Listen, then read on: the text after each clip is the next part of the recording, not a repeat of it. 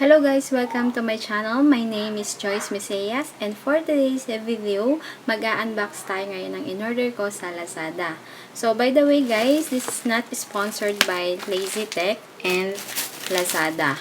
Ayan. Pero maraming salamat Lazytech kasi naka-bubble wrap siya and thank you rin Lazada kasi mabilis siyang na-deliver sa atin.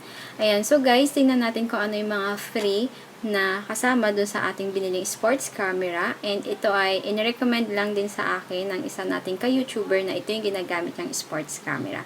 So, let's start guys!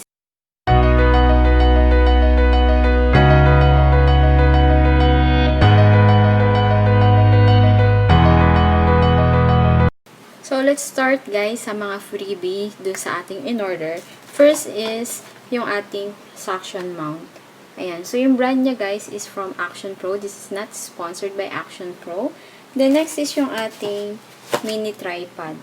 So, ayan, guys. So, maganda yung case niya kasi napaka-protective dun sa item natin. So, next naman is yung binili nating color for our action camera is color red.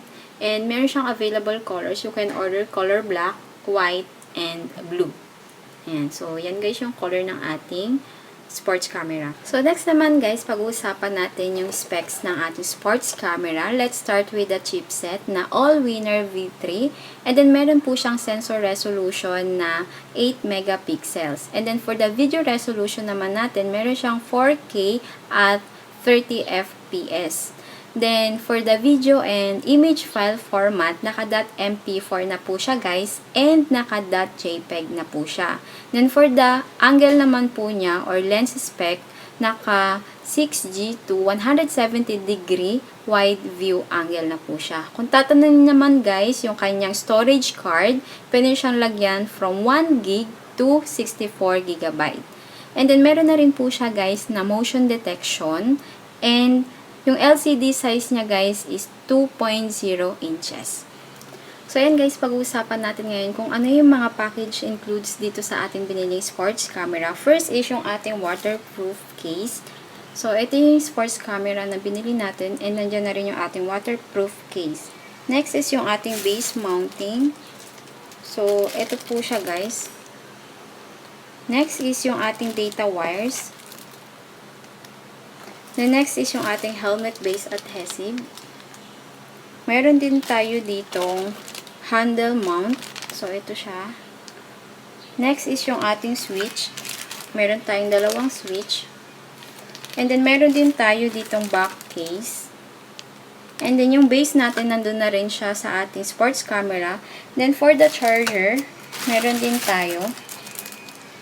And then, clip mount.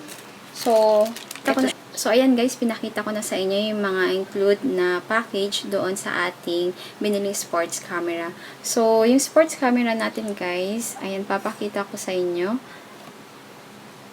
yung screen niya.